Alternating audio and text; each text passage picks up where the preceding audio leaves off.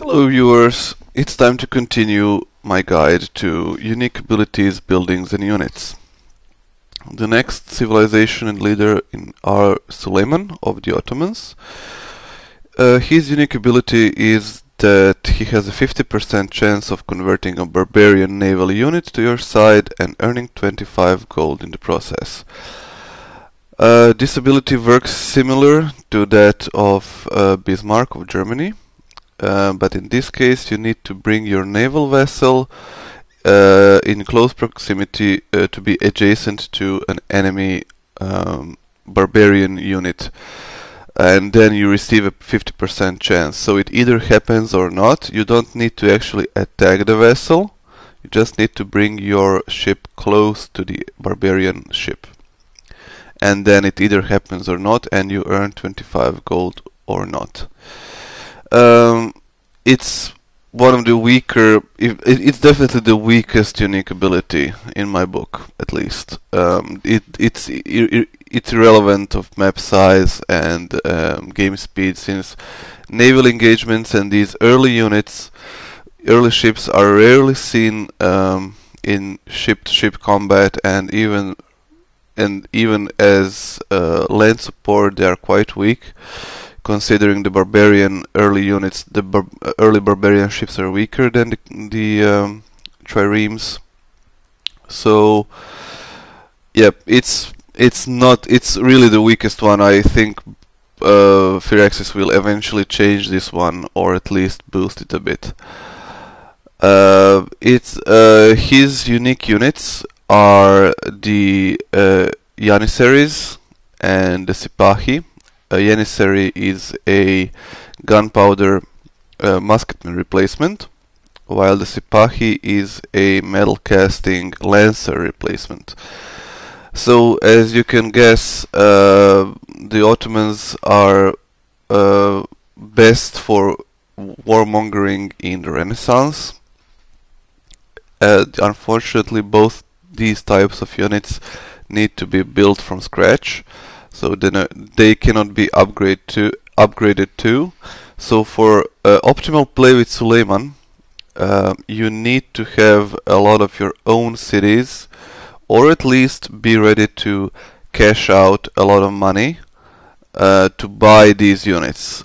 On a standard map size, 3 to 4 Sipahi and 6, 7, 8 Janissaries will be enough to conquer basically the whole world, or at least your continent, depending on the map type you play. This is because the Janissaries' unique ability is that they fully heal if they kill an enemy unit. So they can have one hit point, but if they kill an enemy unit they will gain full health, instantly heal. And the Sipahi are faster and than the usual lancer, and can pillage without expending any movement points. So how does this work together? It has absolutely nothing to do with the unique ability of Suleiman, which is why I think it will be changed. And the unique ability itself is so situational that it's funny.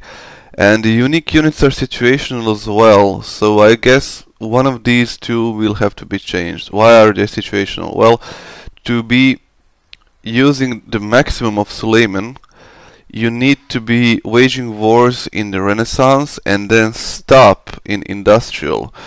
Because in the industrial era, when artillery enters the field, your frontline units are rarely, if ever, killing enemy units. So your Janissaries that can be upgraded to rifles and then infantry will rarely actually be attacking. They will be serving as a meat shield or defensive units, while your artillery pieces and later fighters do all the attacking work. So in that sense, you need to you have a very narrow window in which you can utilize this ability of the Janissaries, and the same is true for Sipahi. well, Sipahi can serve later as well.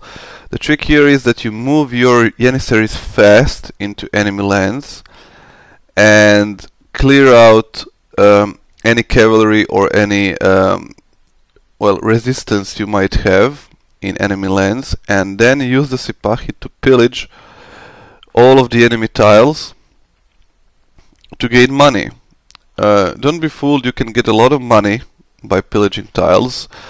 So, especially in case of a conquest or domination game where you will either gift away or burn those cities down, pillaging can easily make up for the upkeep cost of your army, or maybe even enable you to purchase more and more units.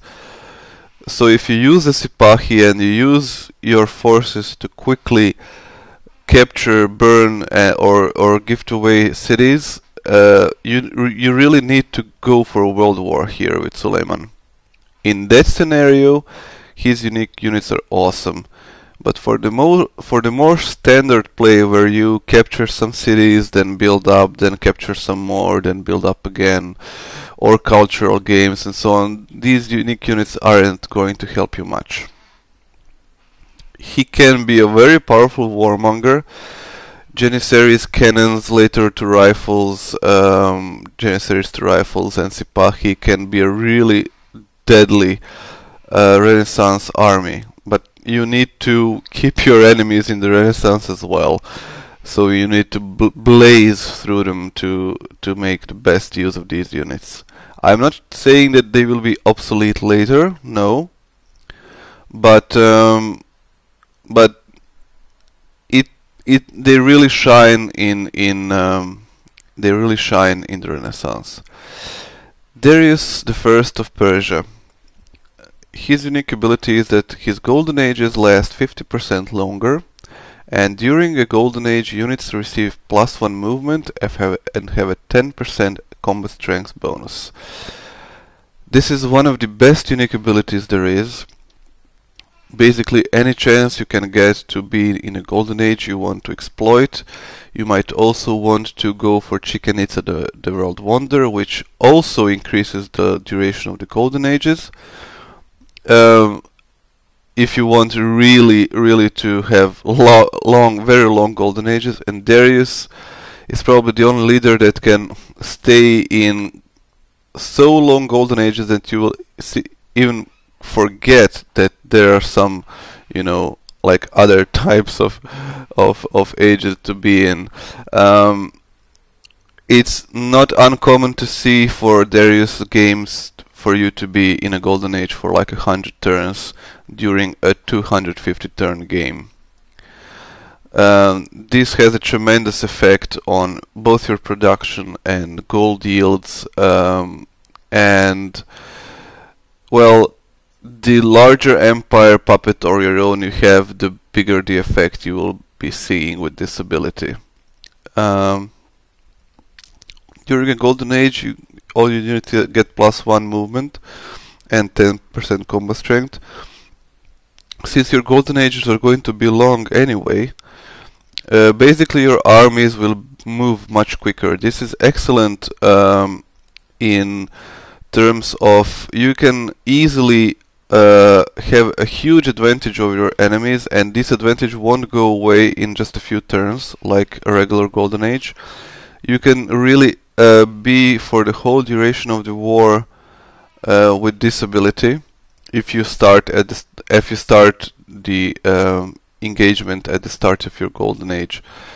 So yes, whatever unit composition type you have, whatever units you have, they all move faster, which in turn means you can conquer cities faster, set up your siege units faster, and so on. And the 10% combat bonus is just a nice little extra touch to that. So as you can see, his unique ability is both an economic advantage and a military one, and it can happen quite often. You can get golden ages either by getting social policies, or you can get them from activating great people. So you should try to look at both of those and the Taj Mahal World Wonder. So you should try to seek all these opportunities and activate them with Darius. And also you can get it golden edges from happiness. So yeah, there's plenty of ways to get into golden ages, and any way you can get any way you can manage, just do it. His unique unit is the Immortal, which is a spearman replacement. It comes very early in the game. Its unique ability is that it heals slightly faster, well, twice as fast as the regular units. And this is one of the best unique abilities because it transfers to upgrades. So all units that are going to be converted from Immortals are going to keep this ability. This is especially important in siege warfare, where your melee units are meat shields for your artillery pieces, which tear down the city walls. It really enables them to survive longer, and as such they are going to see much use in most games, in which, well, in most games you'll try to attack at least a few cities. And they are also great on defense, because they come so early, so you can defend with a fewer amount of units, which is great. The unique building is the Satrap's Court. It's a bank replacement, so you need to build a marketplace in your cities to get this one. But it's great for either a personal or a puppet empire, since puppet cities will focus their production on gold yielding buildings, and Satrap Courts is one of those. It boosts the economy of that city by 25%, and it also gives 2 happiness, so it's similar to the Egyptian burial tomb in that fashion. It really helps you get more and more happiness for your puppets or your own cities, and this is global happiness unaffected by city size. So overall, Darius of Persia is one of the strongest civilizations in Civ5. And if you want to move to a higher difficulty level, or you want to play some more difficult maps, this is probably one of the best civilizations to pick. August Caesar of Rome. His unique ability is that any 25% is a 25 production bonus toward any building that already exists in the capital. So what this means, I think you saw this already and know how this works. For example, if you have a monument in Rome, any further monument you're going to build in your other cities are going to be 25%. Well, your cities will produce 25% more hammers when building a monument. And the same goes for every other building that can be built, excluding wonders and national wonders. So with August Caesar you want to be building mostly buildings in your capital, or rush buying them even in some cases, in important buildings like universities and so on. So this is a very powerful ability. It enables your empire to be built up faster and your economy to be built up faster. He's unique. Obviously it works best if you have a lot of cities. The unique units, 2 of his unique units are the Ballista, which is a catapult replacement, a very strong catapult replacement, has higher strength of 14, and the Legion, which is a beefed up swordsman unit, also stronger than the regular swordsman and can build roads and forts. Unfortunately, it loses this ability when upgraded, so you want to keep a few legions even when you get to long swords, just to be able to perform these functions. The Legion really helps in a peaceful game where you can have a static army, a standing army, without going on the offensive, and simply use them to build roads, so you can have fewer workers which can focus on the real improvements. And the ballistas are great both for defense and offense. They can be stationed in cities or be used to attack cities. In either case, they will serve you brilliantly until basically cannons. You can upgrade them to trebuchets if you want, but these 2 units, the Ballista and the Legion, are probably the strongest combination for early warfare. um, and early conquest of enemy lands.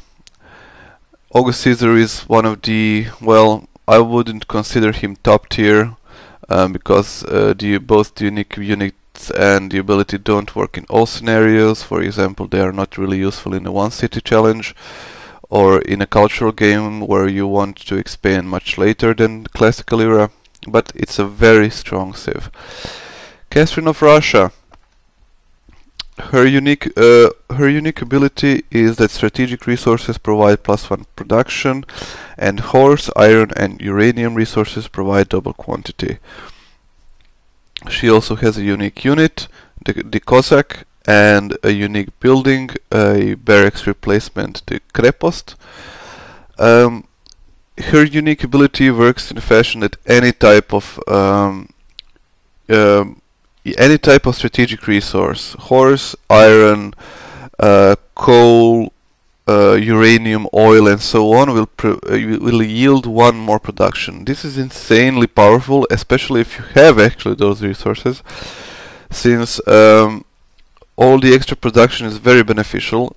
I guess if you are lucky with strategic resources, this ability can be as powerful as the Hiawatha's Longhouse bonus, and added with the stables and armories that are introduced, that were changed in a few pages ago, Catherine can have really scary production in her production cities. The fact that horse, iron, and uranium resources provide double quantity not only means you can field larger armies yourself, but it also means you can earn lots of cash from trading away these resources. Most civs will lack either horse or iron, and uranium is ever scarce. So you can either have a monopoly on these resources like uranium, or you can sell them for quite a profit. Don't forget that 5 of any resource go for 225 gold trade agreements. So especially in case of horses and irons, which can be traded right away very early in the game, you can earn almost as much money as you could from selling happiness resources. The Cossack is it's a cavalry replacement unit, and the cavalry itself is not an extremely popular unit, but the Cossack, I think its bonus is against infantry, if I'm not mistaken, so it can see some use. As you can see, I played so rarely with the Cossack that I don't even know exactly what the unique ability does. Shame on me. But the Krepost is actually a very nice building to have. It basically it makes the culture claims of your cities cheaper. I mean, border claims from culture in your cities cheaper, much cheaper. So Catherine can easily have quite large borders with fewer cities, and Krepost works perfectly for this. You will want barracks in all your cities, and this will automatically unlock the heroic epic as well. So you would probably be hesitant to build barracks in all your cities, but with Krepost it really pays off. You can save up on some policies or on some tile purchases, and although not as nice as some other unique buildings, it definitely has its purpose, especially since Catherine is starting near tundra and ice. So Krepost can be used to grab those tundra and ice resources that would be otherwise unreachable by normal means, by regular culture spread. Catherine is good both for space race and conquests, and in general you should play Cathy, as the Russians played throughout the history, have a really big empire and do lots of crazy stuff, different crazy stuff in their lifetime. So Ram Kam Keng, I'm sorry all you people from there, I don't know how to pronounce this, of Siam. His unique ability is that food gains and culture gains from friendly city-states and allied city-states, that's the key question here, is increased by 50%. This is one of the best unique abilities as long as you can get your hands on some city-states. How this works? Well, if a city-state would give you 10 culture, as ally it will give you 15 culture with this ability, and if an ally city-state would give you 1 food in your cities, it will give you 1.5 food.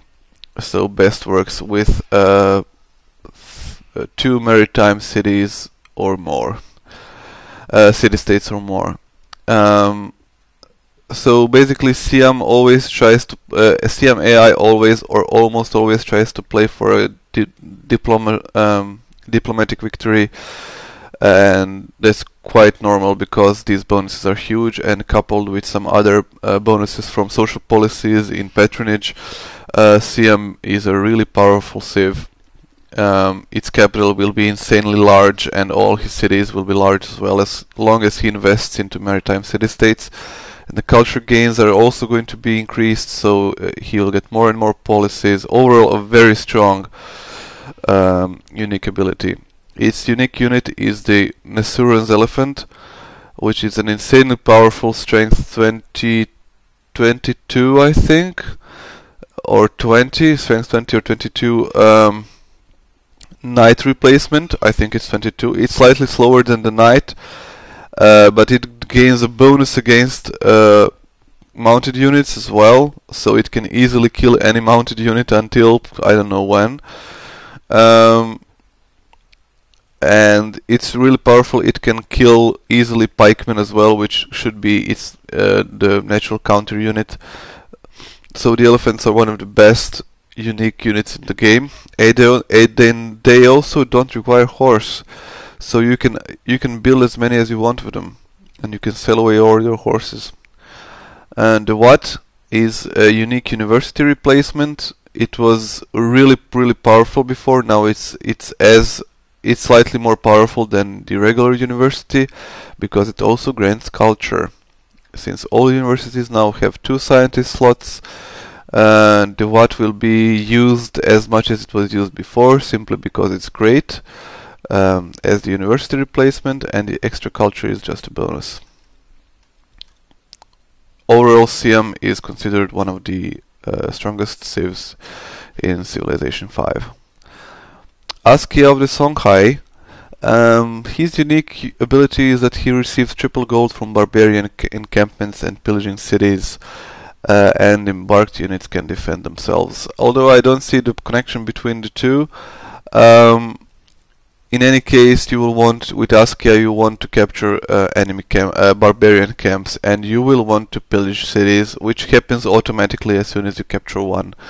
So really, financially, Askia the Warmonger is going to be, especially if you attack large cities, it's going to yield you loads of cash, which can be then used to upgrade or purchase new units and so on. So a perpetual war can be done with Askia, no problem. Embark units can defend themselves. This is okay. This is an okay ability, which means enemy naval units cannot just one-shot your embarked units. They actually have to attack them. So this is a fine ability that works well in conjunction with the offensive Askia, the aggressive Askia. His unique unit is the Mandecalo Cavalry, which is a knight replacement. It's one of the strongest unique units in the game. It receives no penalty while attacking cities, and it actually gets another 10% bonus when doing so. So you can basically stomp over enemy cities with just Mandecalo Cavalry, with some support from, I don't know, some siege and some melee units. But Mandecalo Cavalry can easily, in en masse, can capture enemy cities, since their base strength is 18. So that's basically around 20 strength for attacking cities.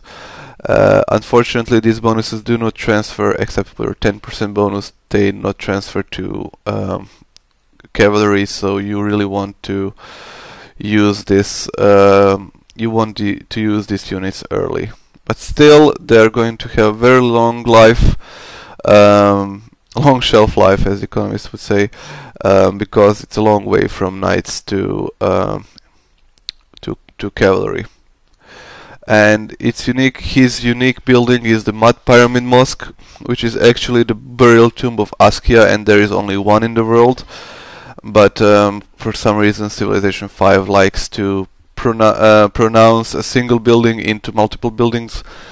The mud pyramid mosque is I think, a temple replacement. Yes, and it has no specialist slots, but in turn it costs no maintenance and provides 5 culture, which is 2 culture more than the usual temple. This is huge because all the puppet cities you capture will be building temples and mud pyramid mosques, so they will generate 5 extra culture without any additional gold cost. So it's pure win for Askia in cultural matters. It also works in your own cities as well, and this is also great because 5 base culture gets more benefit from multipliers, like from the freedom policy tree and so on. So the 5 base culture is always better than having 3 base culture and then manipulating other stuff. So yes, overall Askia is also one of the strongest civs in the game. He has both economic and military advantages, which combine in really combine well in form of his unique ability. In the next video I'm going to cover the civilizations from downloadable contents, and I think that will be it. See you guys in the next video.